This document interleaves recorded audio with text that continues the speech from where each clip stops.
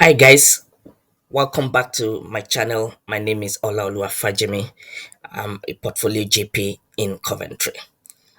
I've been told by many of you that you've been finding the workplace-based assessment capabilities as it relates to your 14 fish portfolio a bit of a challenge. And I've received a lot of emails asking me to consider making a video explaining each of these capabilities such that it is easier for you to then be able to use that to write your justifications when you're putting in your log entries. And to be able to do this, I'm going to be using the publicly available RCGP document on the workplace based assessment capabilities. Let's jump straight into it. So, number one is the fitness to practice. Fitness to practice is about professionalism and the actions expected to protect people from harm. This includes the awareness of when an individual's performance, conduct, or health, or that of others, might put patients or even themselves or their colleagues at risk. An example of that will be you introducing well being measures at work. You realizing that the morale of your colleagues at work is a little bit low, and you're introducing fun things to lift the morale, or even you're making yourself available and contributing to those fun things. Second is that you're unwell with an infective process. Let's say you've got gastroenteritis, which you suspect is viral in nature, and you've decided to take off yourself from work. That would be not just you not being at work, it's also you trying to protect your colleagues as well. Another example is you identifying and supporting members of your team who are struggling, either directly supporting them in some cases, or in most trying to escalate such that they get the support they need. Anything you do that encourages good organizational culture, that encourages the care of not just yourself, but your colleagues, which will ultimately lead to a better care of your patient, that will be you satisfying fitness to practice part of the capability. Number two will be maintaining an ethical approach. This is about practicing ethically with integrity and respect for equality and diversity. In terms of ethical approach, you look at things like consent. If you've seen a patient and you needed to do an intimate examination and you obtain consent from them, you will be meeting this capability. It will be confidentiality. If a relative has come to you asking to know about a patient and they do not have that patient's permission to do so, and you maintain confidentiality in that, and make it clear that look, you do not have the permission of your patient, of your relative, to discuss this case with you, that will be you maintaining an ethical approach. When you find yourself in situations where conflict of interest are likely to happen, for instance, let's say you've been allocated to see a patient who is your relative, and you believe because they are your relative or your loved one, you're likely to treat them differently, and you ask for that person to be allocated to someone else, that will be you maintaining an ethical approach. If you show awareness of the current legislation, that will be you maintaining an ethical approach. If you identify a different culture, say you're seeing a patient from a different culture, and the things they are asking you to do are things you will not do normally, but things that are not unlawful and things that are just right in their own culture, that will be you maintaining an ethical approach, because you have realized you are dealing with someone from a completely different culture and you have respected them for that. The excellent part of this capability says that you are able to anticipate situation where an indirect discrimination might occur. And that again is you dealing with someone of a different culture.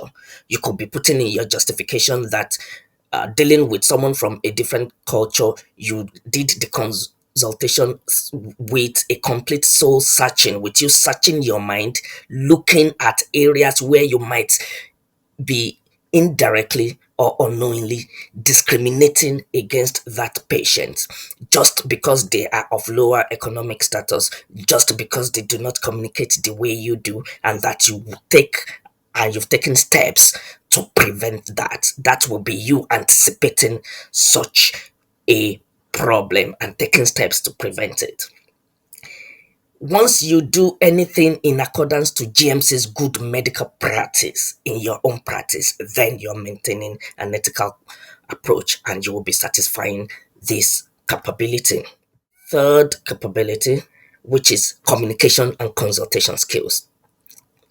Communication and consultation skills is about communication with patient and the use of recognized consultation techniques, establishing patient partnership, managing challenging consultation, third-party consultation, and the use of interpreters. Now, this is one of the capabilities that many people find so easy to justify, yet it is one of those that many people justify wrongly.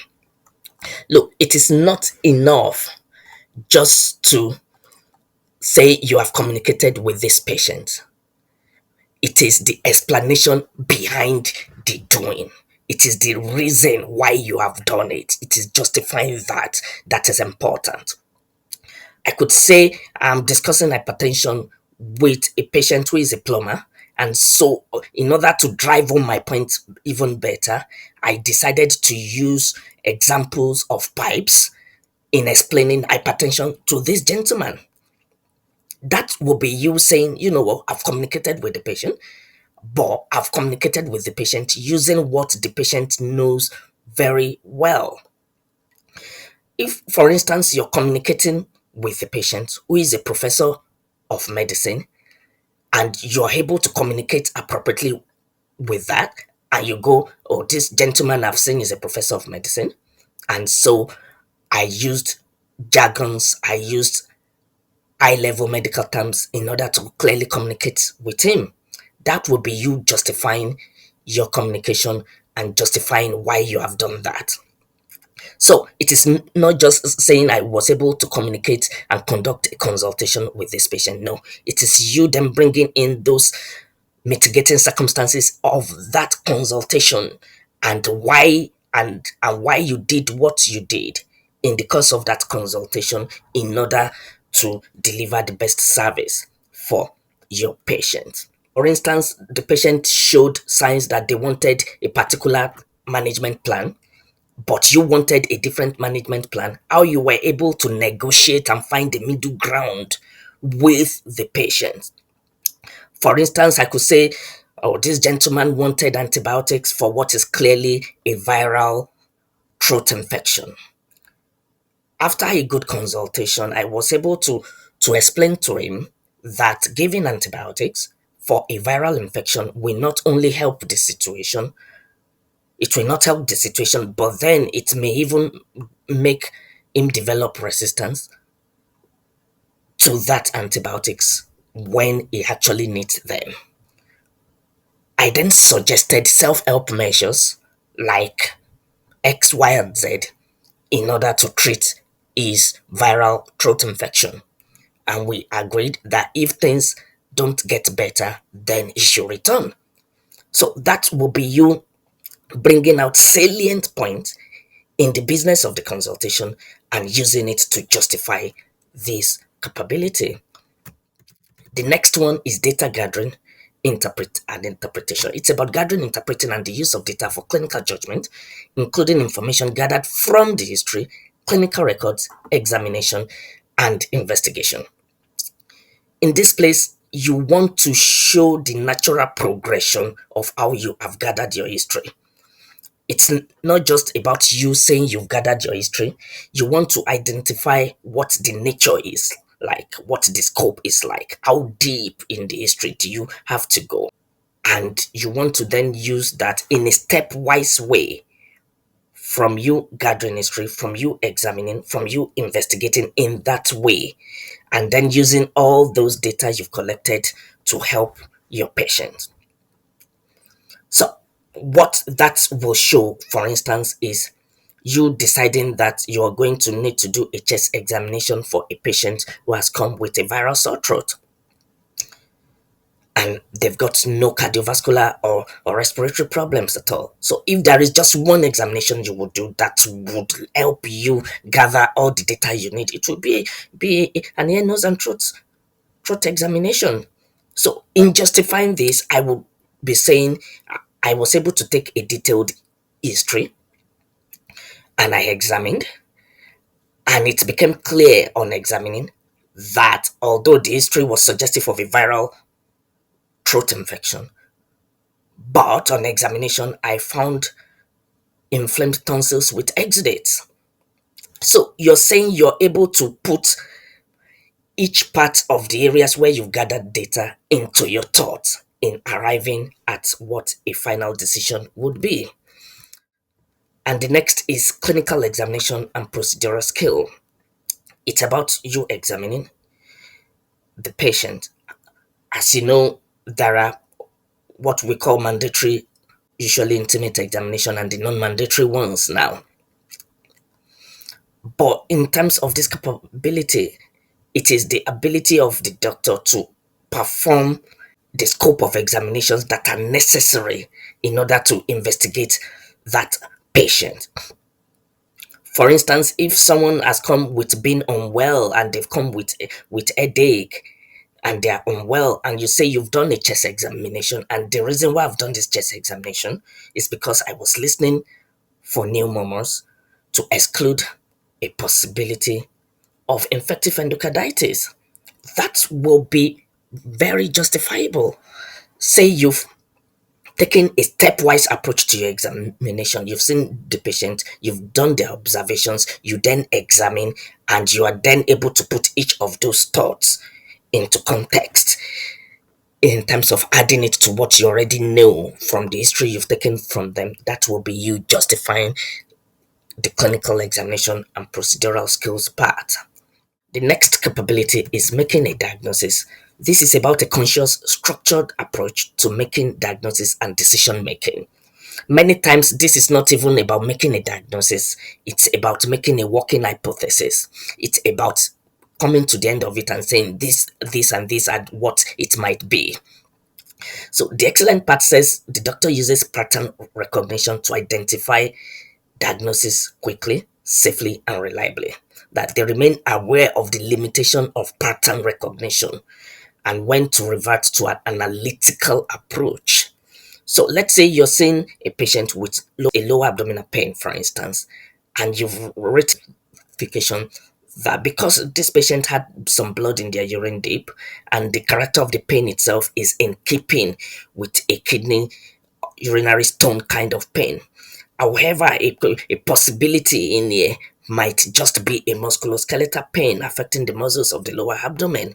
So what you're saying is that you're going by the recognized pattern, but at the same time you're being careful not to be streamlined in your thoughts. You're broad in your thoughts, and you're able to bring all the factors to play, all the factors that you have identified earlier. You're able to bring them to play in making a diagnosis. That's why the third part in the uh, under the excellent category says that no longer relies on protocols or rules, but is able to use and justify discretionary judgment in situations of uncertainty or complexity. Say you've had a patient coming with multiple problems. How are you able to make a diagnosis that could possibly tie those multiple problems together? Or how are you able to identify that those multiple problems actually are completely different clinical processes happening to the patient, are completely different diagnoses happening? So the next one is clinical management. This is about the recognition and management of the patient's problem. In here, it's about how the doctor is able to empower the patient with confidence to manage the problem together, how they are able to provide all available option to the patient. Do they see themselves as the one managing this case, or they see themselves as the one managing the case alongside with the patient as equal partner? Is it a patient-centered management, or it is the doctor knows it all management? Are they able to then ask the patient, oh, What do you think about this management option? Would it do you think it's a good management option for you? So in justifying this, I can say because they've got an upper urinary tract infection with normal observations, my initial plan was to start them on oral antibiotics and see them again in 48 hours because of their old age. However, the patient preferred to go into A&E, mentioning that he lives alone.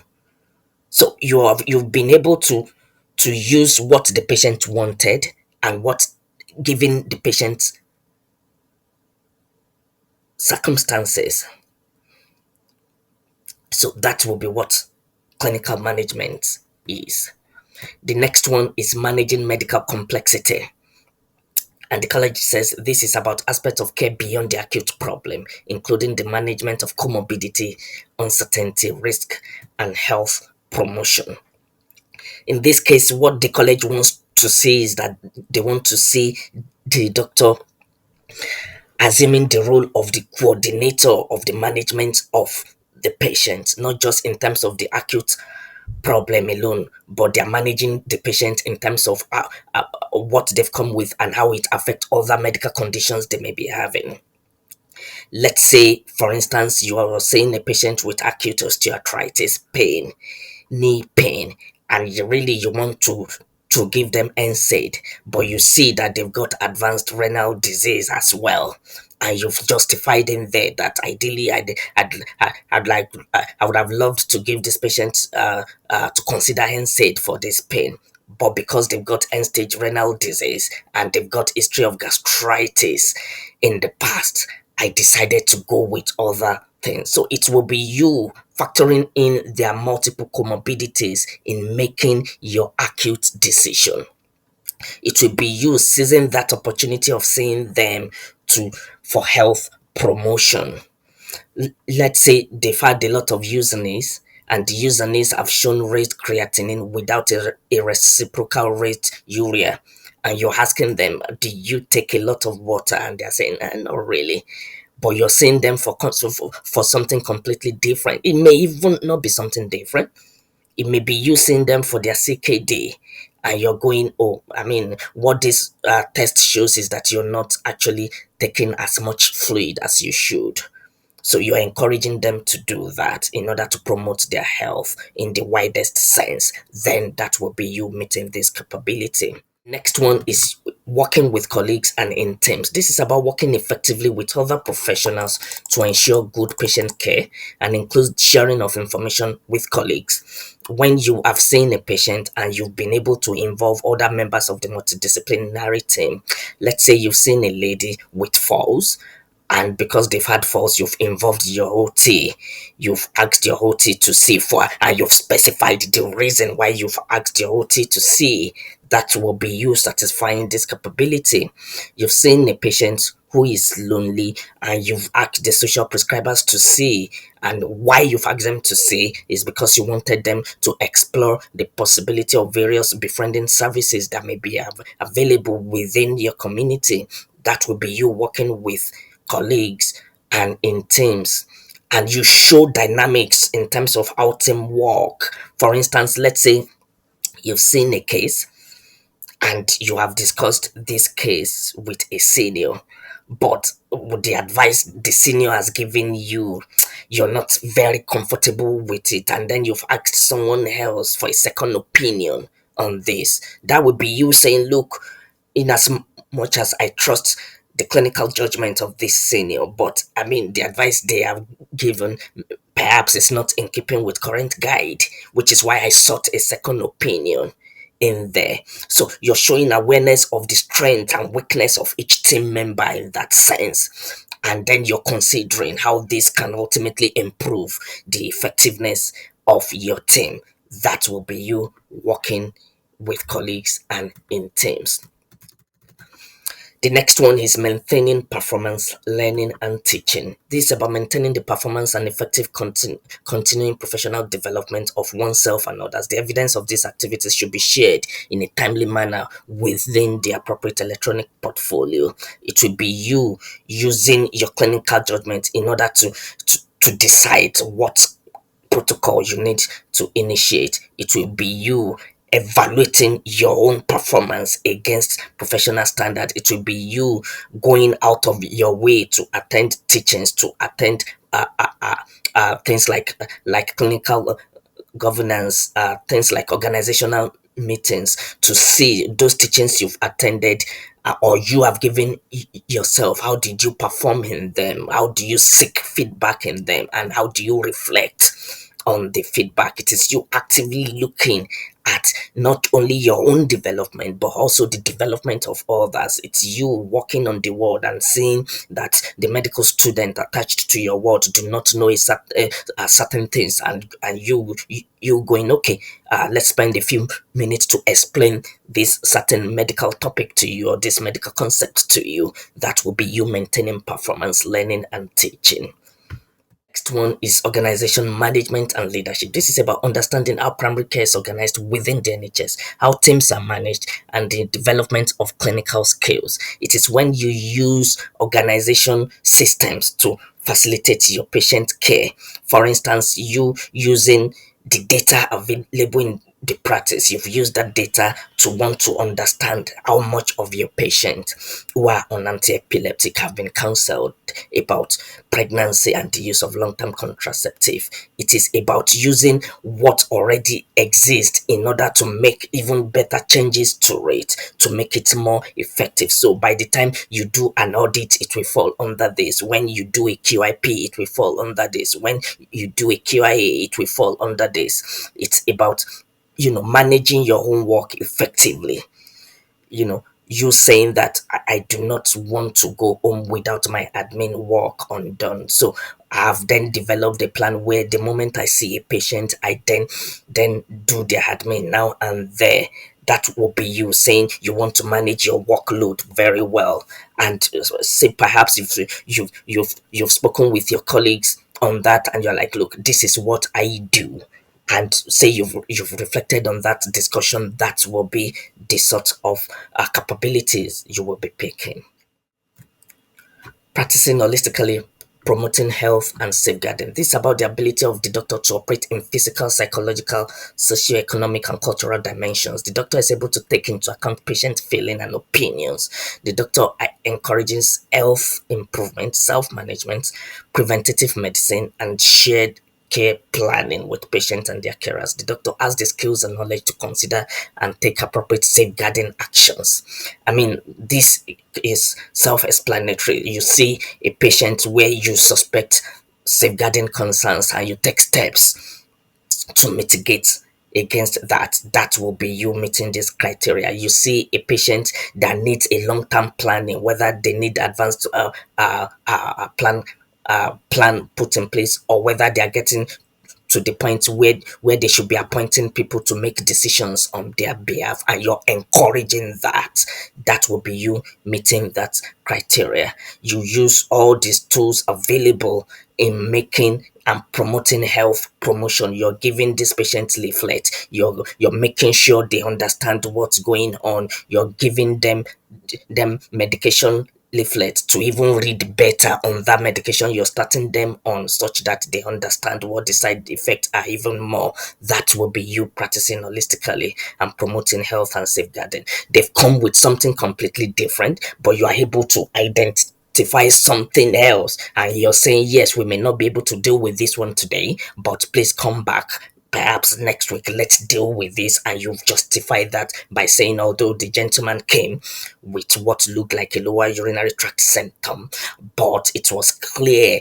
that they were not happy, it was clear that they looked anxious, and then I booked an appointment for them for next week to discuss their possible low mood, to discuss their anxiety. That will be you looking at the patient as a whole and dealing with not just what has brought them, but dealing with them as a whole. And in doing that, that will be the capability you are justifying and picking. And capability is community orientation. Community orientation is a problem area for most of us. I remember in my training days, it was a big problem area for me. This is the management of the health and social care of the practice population and local community. Examples of this will be you've seen a patient who has an infective process, let's say norovirus, and you're asking them to isolate themselves even in their own home. You're encouraging them to do hand washing, not only them, but those at home as well. That will be you not only looking after that patient, but you're also looking after members of their family and indeed members of their local community. You are seeing a patient who needs a medication, a branded medication that is expensive. Let's say it costs £114, and you're seeing an alternative, the same medication that costs way cheaper. Community orientation is you prescribing the cheaper one with you justifying that, look, that balance, that extra money I have saved could potentially be used to treat other patients. So you've not only treated that patient, you have treated your other patient as well because you've saved money to save our NHS.